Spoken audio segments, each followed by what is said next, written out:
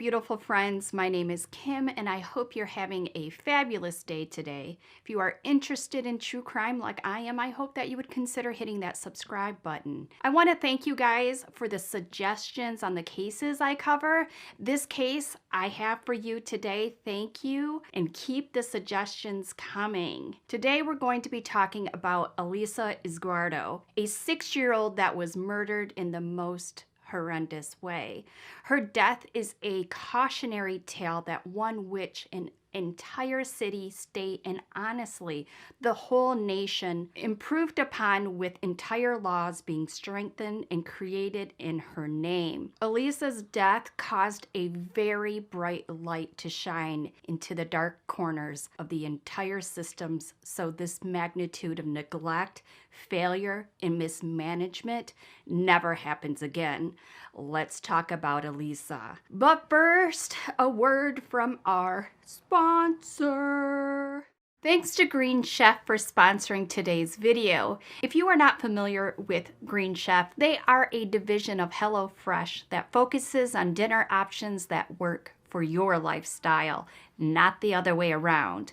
There are options for every lifestyle, including keto plus paleo, vegan, gluten-free, vegetarian, fast and fit, and Mediterranean, all freshly packaged with just the right amount of ingredients to prevent any waste. There's nothing more frustrating than throwing away food. And what's nice about Green Chef is it delivers right to your doorstep. They are the #1 meal kit for eating well. Green Chef is the first CCOF certified organic meal kit company, and CCOF stands for California Certified Organic Farmers, and CCOF certified producers grow, process, and sell organic foods. There are so many Green Chef recipes to fall in love with. Some of my favorites are the mashed potatoes and green beans and chicken. It is so good. But this evening I made their pork with broccoli and their sweet potatoes. It is chef's kiss, so delicious. Everything tastes super fresh, and the meat is very tender and delicious. The recipe card is really easy to follow. There was no real hiccups along the way. This meal only took me 30 minutes to make. I really enjoy cooking, actually. So Green Chef still lets me experience cooking. No standing in line and wondering if I bought all the ingredients that are needed for my recipe. If you would like to try Green Chef, use my code Kimberly Flower 130 to get $130 off plus free shipping on your first box. Go to greenchef.com for more details. Again, you guys, $130 off and free shipping. Yes, it is so nice. And of course, I'll have everything down in my description box. Thanks to Green Chef for sponsoring today's video, and thanks to all you guys for listening. Warning, we are going to be talking about some very specific details of a gruesome criminal child case. If you are sensitive to those types of details, I will see you in my next one.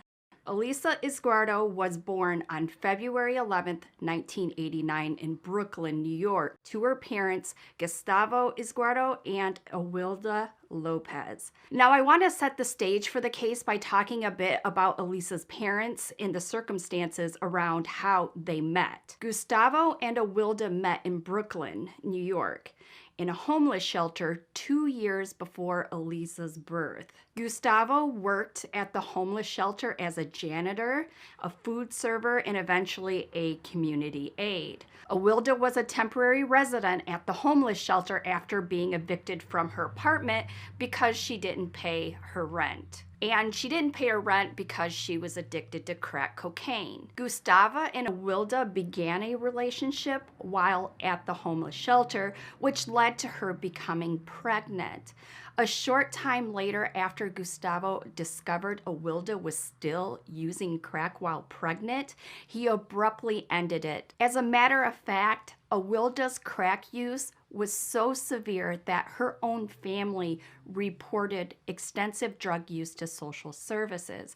As a result, she lost custody for a time of her two oldest children she had from a previous relationship a month before Elisa's birth. So despite the ending of her relationship with Gustavo and her two older kids being taken away, Awilda's regular drug use contributed to the start of Elisa's short life being addicted to crack. Upon Elisa's birth in the hospital, Awilda's drug addiction was so obvious that the newborn baby was tested and came back positive for having substances in her system. Hospital social workers immediately notified the City Child Protective Services.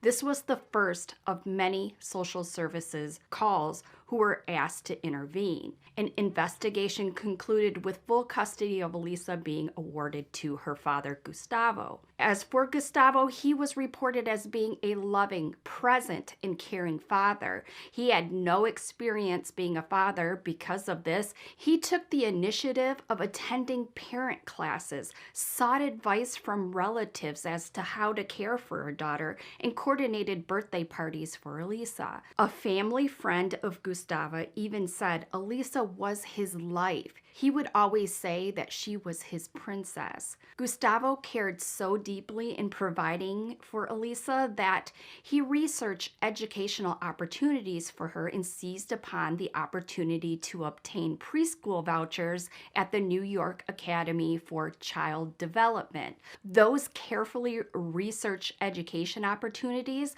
led Elisa being enrolled in the YWCA Monastery Day School.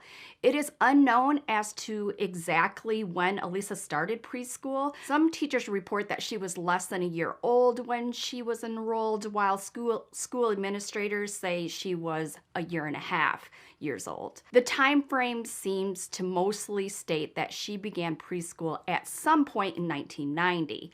Regardless of the exact time frame, Elisa started preschool and immediately began to shine.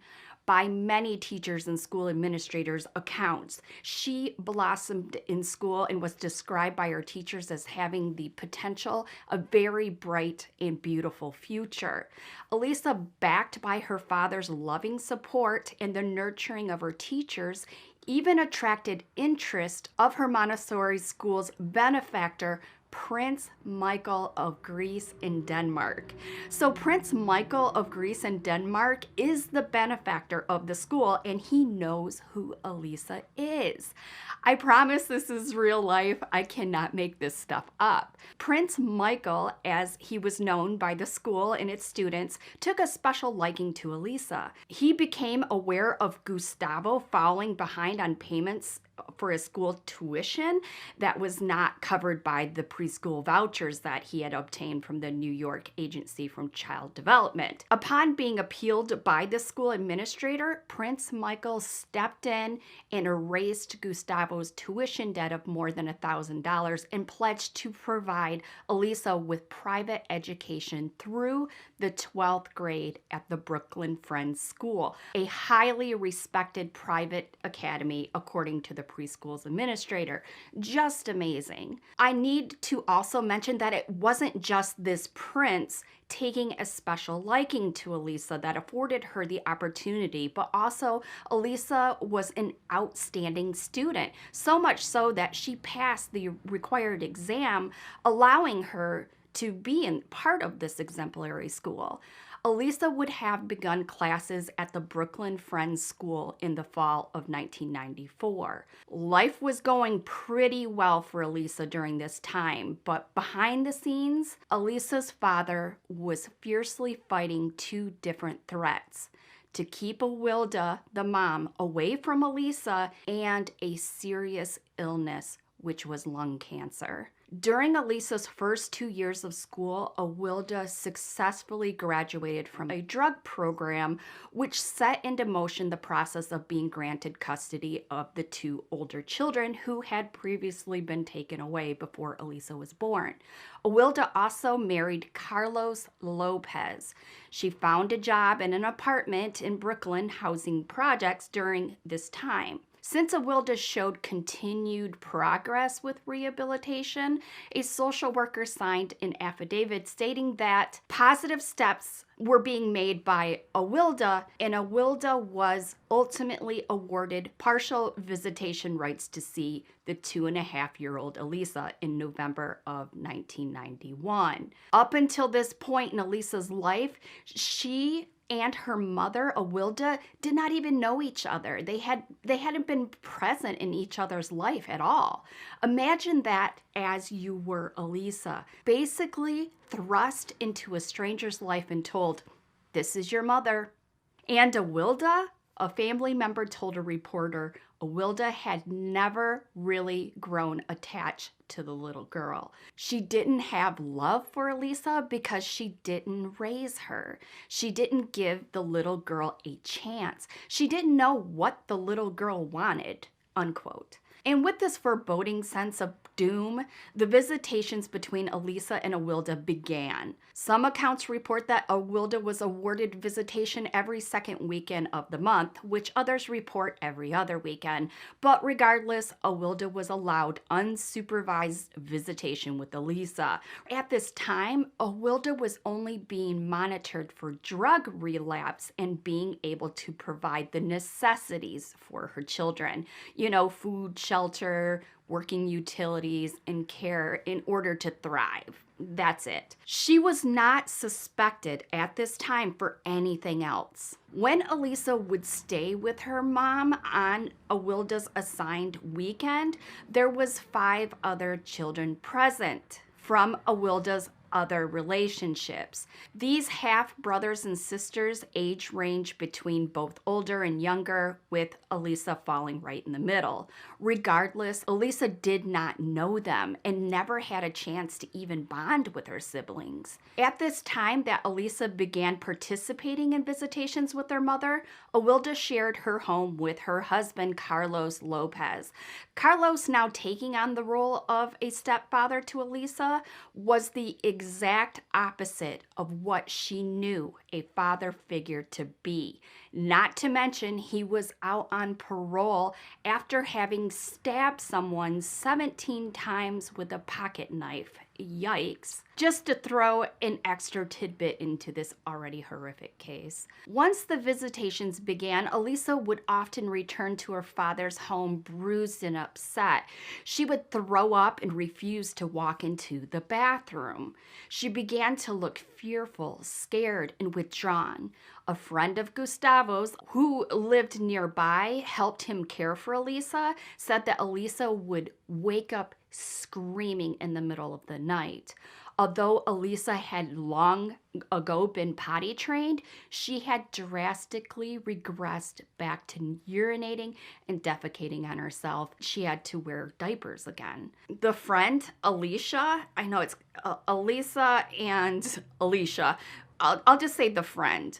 The friend said it was clear from Elisa's condition when she returned home from her occasional weekend visits with her mother that something bad was happening to Elisa, but did not report it to law enforcement or child welfare authorities. She did report it to the father. When it was time for Elisa to be picked up at the subway station by her mother for her unsupervised visits, it was the friend who would meet with Elisa's mother. The friend said that Elisa fought not to go with her mother. She would be crying and screaming in the street. The friend would say at the train, the mother had to pry the little girl off me. And it was no wonder, because what was going on in the home of Awilda, shared with her 5 children and her husband, was the stuff of nightmares. I don't say nightmare lightly, so I want you to know that the use of that word is absolutely applicable in this story. The ongoing nightmare, it is all credited to Awilda's mental state due to her undiagnosed mental illness or a state of mental health drastically affected by chronic drug use, or maybe likely both. So with that in the mix, and based on multiple accounts from Awilda's siblings and friends, little Elisa was possessed by demons. Sorry, we left fairy tale land and now we arrived to what Awilda's twisted beliefs completely influenced how she viewed this little stranger that was her daughter. Awilda's siblings and friends could have intervened, but they believed her wholeheartedly. So just imagine that. Someone's talking to you. I believe my daughter's possessed by demons. And the friend responds with what? That sucks? And left Awilda to do what she needed in order to exorcise the demons that plagued Elisa. And only Elisa, none of the other siblings. In Awilda's twisted reasoning, her 5 other children weren't targets of Awilda's demons because they were not possessed by demons, and therefore were left alone and did not suffer the firsthand abuse, only the traumatic stress of what they witnessed and tried to report themselves. And witness they did. These poor kids tried their best to tell relatives that during Awilda's unsupervised visits, Elisa would be beaten and neglected by her mother and stepfather. And surprise, these relatives of Awilda did not report this information to authorities. So the abuse went on. In Awilda's home, there were rules in dealing with the one child she had that she was convinced was possessed by demons. Elisa was not allowed to eat with her other siblings, could not watch TV, and was locked in her room, and in some cases in the closet for the majority of her visitation time. Elisa's birthday was never celebrated. Gifts were bought for the other children, but never for Elisa. Awilda's husband even tried to recruit his own children to physically abuse Elisa. And in some cases, they did out of fear of what would happen to them if they did not comply with these deranged parents' demands. And where was Elisa's own father in all this? When Elisa would arrive at her father's home after visitation with her mother, Gustavo became increasingly aware of Elisa's physical and mental decline through his own observations of bedwetting in addition to losing control of her bowels, and would often experience nightmares upon learning she was to be in custody of her mother for even a short period of time. Another family member said that Elisa would always vomit upon her return from these visits with her mother and refused to enter in any bathroom. Gustavo was also told by Alicia, the friend, that she had observed physical injury to Elisa's genital area while cleaning her up and changing her diapers. With all this indisputable evidence in Gustavo's hands, he desperately began to try to get authorities to listen to his frantic pleas for help. Elisa's school, working in concert with Gustavo, were also reporting their observation of physical abuse and her obvious decline of mental health. Their concerns were filed through child welfare statewide phone line for reporting suspected child abuse, and subsequently to a social worker at the Brooklyn Bureau of Community Service. A first-hand outcry report was also given by Elisa herself, telling a city social worker that her mother had repeatedly hit her and locked her in a closet. Lisa's school administrator frustratedly reported that child welfare authorities briefly visited Awilda's home, and then they stopped, as they usually do. And beyond that, no one knows because of the state of New York's notorious confidentiality laws prevented the disclosure of what contact, if any, was made with Awilda and her family. And if it seemed like the child welfare authorities had outright dismissed multiple reports of child abuse and declined to intervene on Elisa's behalf, let me say that's because they did, allegedly. And so, After more than a year of these disturbing weekends and Gustavo and Elisa's school reporting the blatant signs of physical abuse and mental abuse, the court continued to allow Awilda unsupervised visitations with Elisa. You guys, I don't know if you can see where this is going, but it certainly is nowhere good. In 1992, Gustavo, desperate to do something to help his daughter Elisa, applied for a complete revocation of Awilda's visitation rights. My God, please take away women's rights right now. The court, however, ruled that the visitations could continue, contingent that Awilda must not strike or otherwise harm her daughter. That was it. No criminal investigation.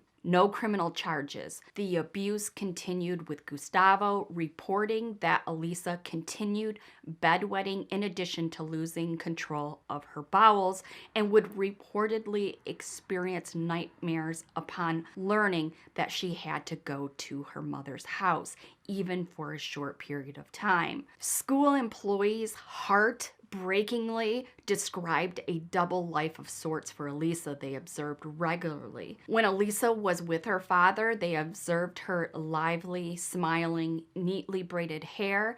When Elisa was in her mom's care, they observed Elisa's shaky, emotional, bruised after she had seen her mother. Did you abuse her to the point of burns? Did you abuse her? No, I never burned her, never. How about bruises?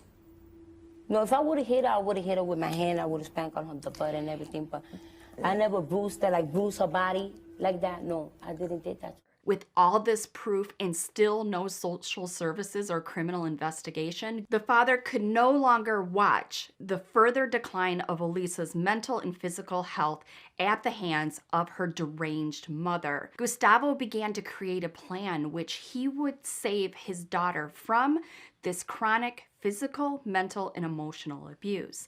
In 1993, Gustavo created a plan to relocate himself and Elisa to Cuba. Gustavo was originally from Cuba and still had a network of family and friends there.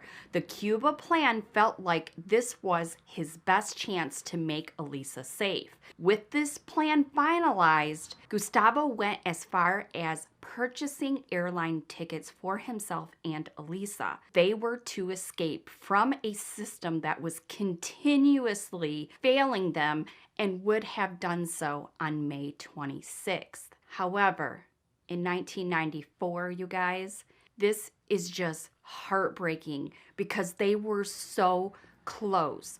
Before Gustavo was able to leave the United States with Elisa, bound for Cuba, he checked himself into a hospital for breathing problems. Once admitted, he was diagnosed with acute respiratory complications from his lung cancer. And on May 26, 1994, the very day Gustavo was supposed to fly his daughter safely to freedom, he died.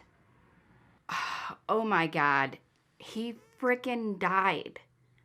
How could this be? Those that loved and truly cared for Elisa knew that this would be an unbearable loss for her. So you can imagine how badly the news hit her when it was Awilda, of all people, who notified her of her father's death. Elisa apparently asked her mother where her father was, and Awilda screamed at her, "Your father's dead." That's it. Ugh. What an awful, horrible, evil person. Elisa had now lost her biggest advocate and only parent she had that loved her in the way that a parent should love their child. I can't imagine the loss for her and how unbearable that must have been. She always carried a Barbie because she said that was her father. It was a gift from her father. When her father died, that's when Awilda got custody of little Elisa. This is just so devastating. Upon hearing that Gustavo had died, his relatives, along with Elisa's school, moved fast to try to secure a safe place for Elisa to live.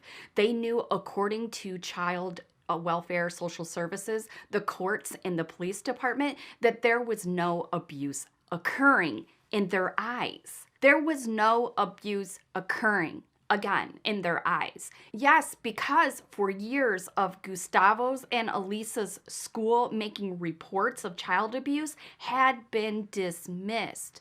The obvious option in the court's opinion, the same one that refused to intervene in stopping the obvious abuse that was occurring for years, was for Elisa to live full-time with her mother, who looked squeaky clean of any child abuse suspicion or charges because everything was dismissed. Despite this seemingly impossible battle to save Elisa, Gustavo's relatives continued to frantically try to gain custody of Elisa. Not only did relatives step forward to fight for her, but the head of Elisa's school wrote the family court judge, Phoebe Greenbaum, remember that name, in support of this family member of Gustavo's and the report of years of Elisa's abuse at the hands of Awilda. And you guys, do you remember the wealthy school benefactor, the prince? Prince Michael even tried to intervene by writing letters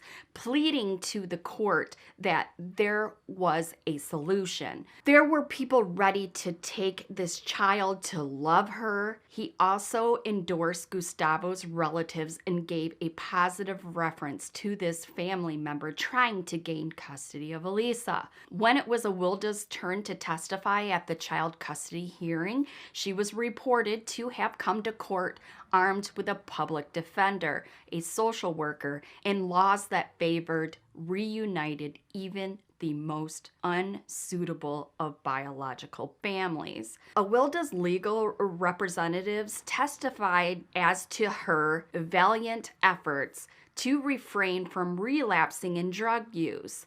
She had already relapsed and was using crack at this time. According to later investigations, false claims that child welfare caseworkers had visited Awilda's residence and that Elisa had expressed a strong desire to live with her biological mother. Again, this is the report, but it never happened, allegedly. Additionally, the family member that was attempting to gain custody of Elisa was criticized for having the nerve to try and take Elisa from her biological mother. How dare they be a decent human? And so, after all of that, the family court, specifically Judge Greenbaum, ruled in favor of Awilda being granted full custody of Elisa.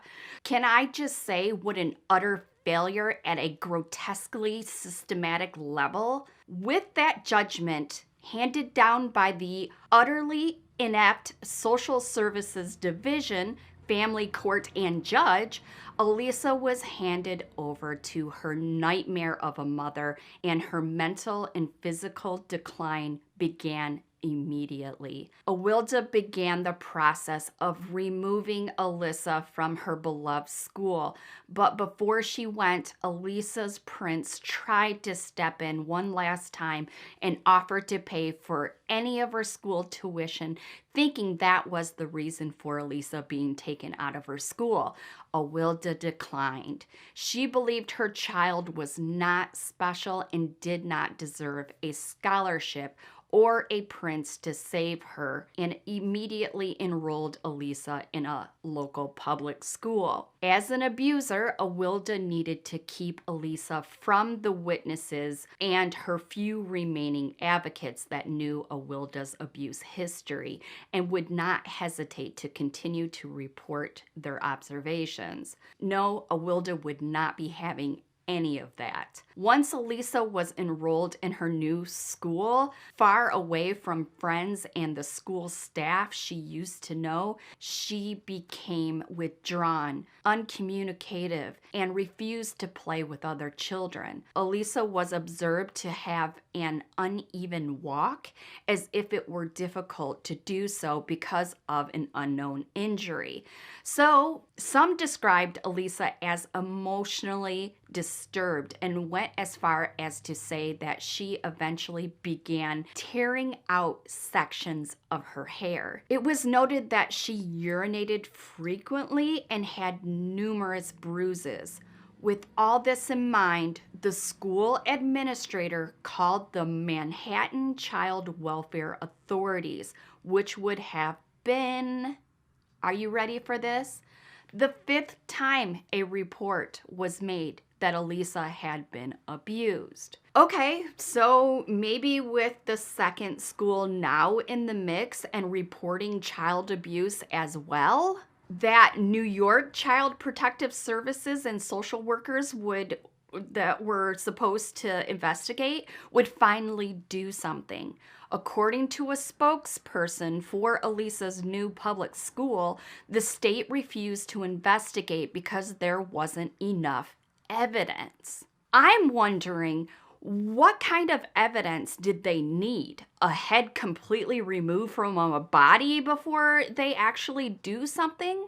I'm honestly curious. In the time frame of the 1990s, how bad those child abuse cases had to have gotten in order for New York's Division of Child Welfare Services to actually deem a situation worthy of them to finally investigate a case.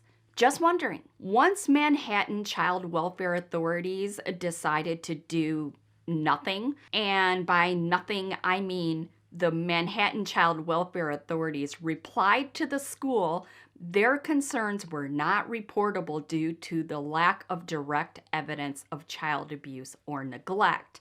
And because of this, the school's report was rejected and thought to have been thrown out. One of the leading reasons citing for this decision was laughable. It was laughable. And that's the fact that Elisa had been under court-ordered caseworker supervision, which, as we all know, was absolutely non-existent. After one home check was completed and the dwelling was found to be clean and the other kids cared for, after this initial home visit, the caseworker felt there was no cause for alarm, and from that point on, completely derelict in their duty of the actual job for which they're being paid for and mandated to complete to make sure the child suspected of being a victim of child abuse was safe, their job. Once the school's report was declined for any other action being taken, Awilda used this opportunity to withdraw Elisa from that public school in the prying eyes of those who truly wanted to do something that could help in keeping Elisa safe. This time, though, Awilda did not enroll Elisa in another school. Instead, she kept Elisa at home, a home of which had an ominous newspaper ad from a movie that said, "Jesus, some call him a teacher, a prophet, a martyr. God, what will you call him?" Taped to the outside of the front door of this apartment. "Hallelujah! Stop beating your child." Since Awilda was regularly telling people Lisa was possessed by the devil, the job of exorcising those demons fell on the best person for the job, Elisa's dedicated mother. And dedicated she was. Awilda did not have a job anymore and was confirmed to be heavily using crack. Again, still, who knows? All of which was a recipe for a nightmare worse than what we already thought Elisa had been going through.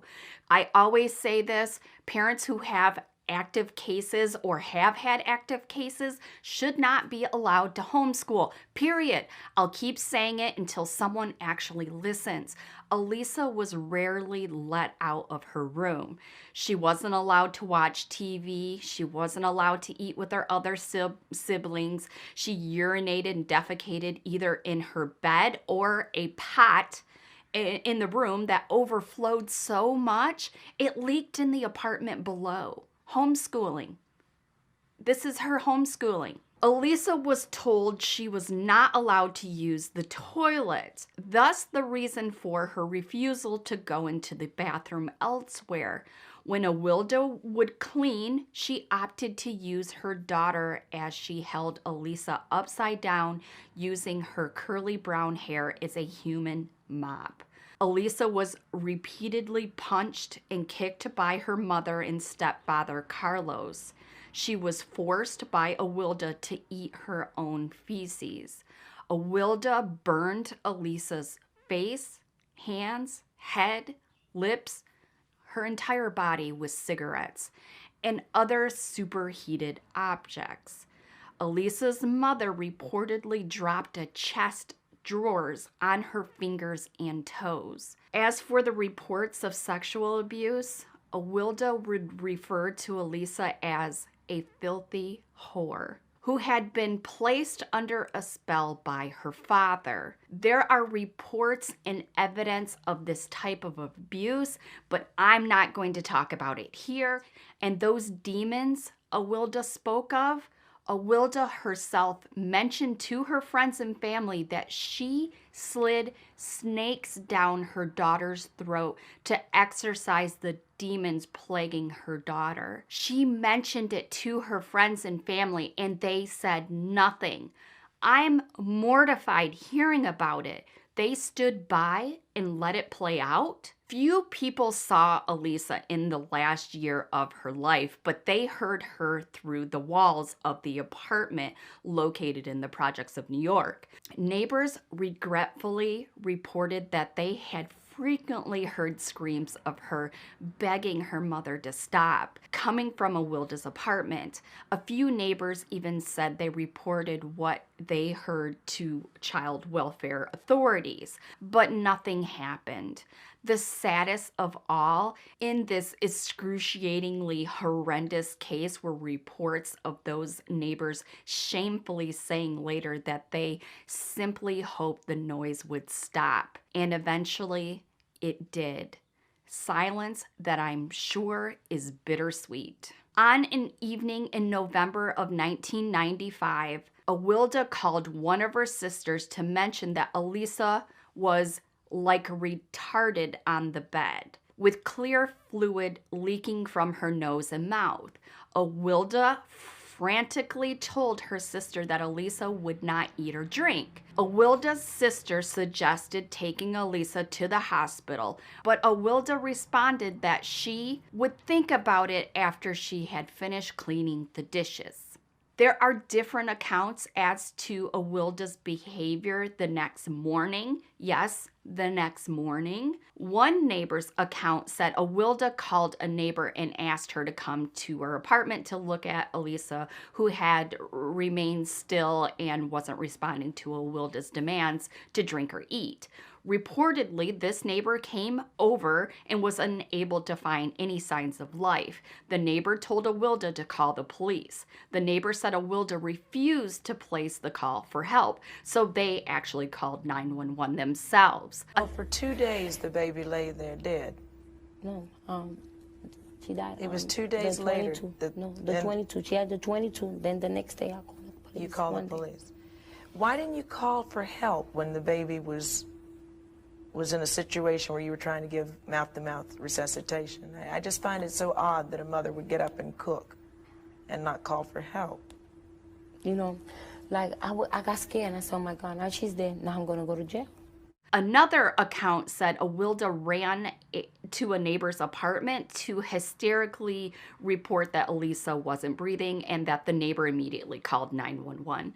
Both accounts state that Awilda threatened to kill herself when the neighbor was placing the 911 call for police and medical help. The report sounds more probable since Awilda needed to keep this charade alive as the concerned mother who had been abusing her child. She had to keep this facade of not abusing her child for years. The New York Fire Department, EMS, and police arrived on scene and immediately went to work on the unresponsive Elisa. Firefighters and EMS personnel said that when they found no pulse on Elisa, they picked her off the bed and put her on the floor to do CPR. One of the emergency personnel lifted her shirt and reported that she had big red blotches all over her body. We were trying to figure out if she had a disease. Then I saw a huge red bruise on her right side near her kidney. It was very disturbing to see.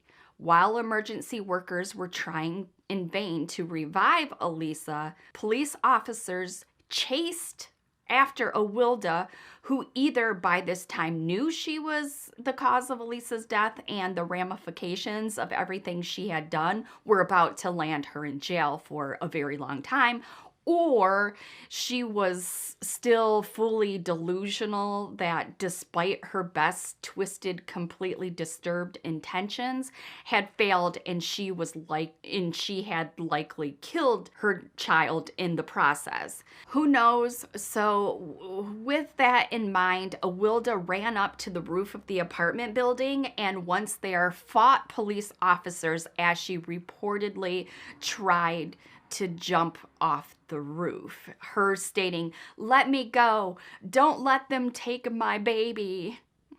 Police officers that were present later said, "I thought she was distraught because the girl was sick." EMS and firefighters, unable to revive Elisa at the scene, loaded her in the waiting ambulance and she was rushed to New York Downtown Hospital.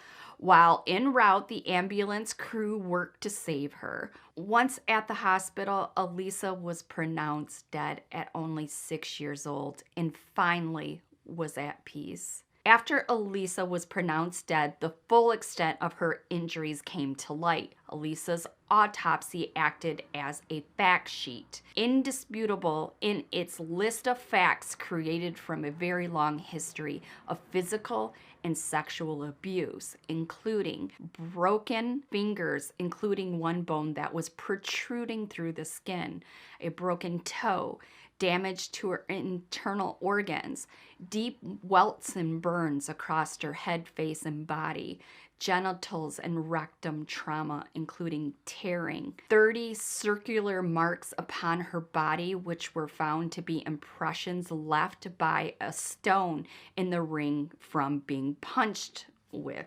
With this irrefutable proof in hand, Awilda Lopez was arrested for murder. As Awilda was apprehended and taken into custody, she was described as ranting and wild-haired as she screamed in the street, "I didn't do it." After the initial outburst, she showed little emotion. I'm sure she figured out that no one was buying her crap. Awilda was interrogated by the NYPD detectives who said she made disturbing statements concerning the events leading up to Elisa's death. While speaking to detectives, Awilda admitted to hitting Elisa so hard that Elisa flew headfirst into a concrete wall.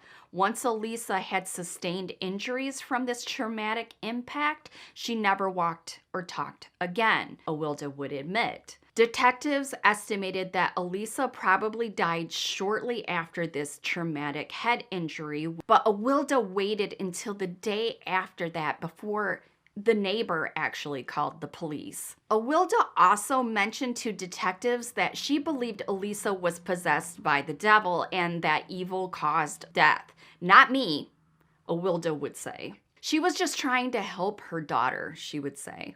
Awilda pled guilty to second-degree murder of Elisa on June 25, 1996, in a hearing with New York State Supreme Court. The presiding judge sentenced Awilda to 15 years to life with a possibility of parole. He then addressed the courtroom at large and the awaiting journalists that would report far and wide his open criticism of the child welfare system within New York by saying this, quote, "We have not created procedures to do everything necessary to protect the young and vulnerable in our society. The system has failed to protect our babies, and don't tell me how much it cost. If anything is to become of this horrendous tragedy, then it will be that we given priority to our babies." Unquote. As for Awilda's sentencing and the concern you may have over her being eligible for parole after serving 15 years, rest assured that the justice system finally stepped up in this case and recognized Awilda as the monster she was and still is, and acknowledged that she should never be free in society again. Awilda has been denied parole multiple times since 1996, including the one that just happened this year in 2022. In my mind, I see a huge rubber stamp being angrily slammed down on the paper that says denied. Elisa's stepfather, Carlos, was also sentenced to serve 1 to 3 years in prison as a result of only one instance of physical abuse in which he slammed Elisa's head into a concrete wall, which was witnessed and reported by Elisa's half-siblings.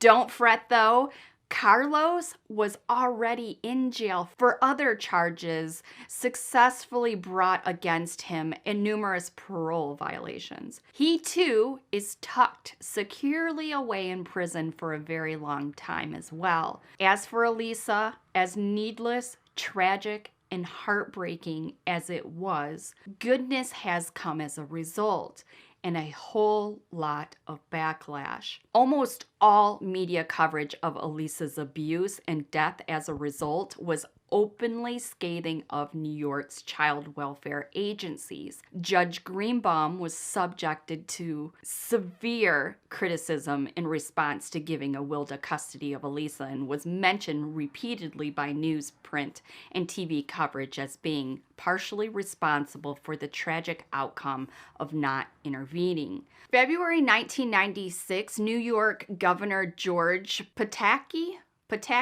signed Elisa's law into legislation as several relatives of Elisa, as well as her school social workers and teachers who tried to help her, looked on. Through Elisa's law, the Child Welfare Agency of New York City and the Administration for Child Services was and still is held publicly accountable for its performance. Elisa lives on by way of her namesake law, watching over the agencies that failed her so that this may never happen again. The reverend that led the service, upon speaking, told the estimated 300 to 400 mourners in attendance that Elisa had been murdered not only by her own mother, but by the silence of many, by the neglect of child welfare institutions and moral mediocrity that has intoxicated our neighborhoods. Please see something and say something. And before Elisa laid to rest, her loved ones who tried so hard to save her said goodbye to this little light that shines so brightly. Her family, her teachers, and even her very own prince. Some of the neighbors, we have some right here, we started up a collection to bury Elisa.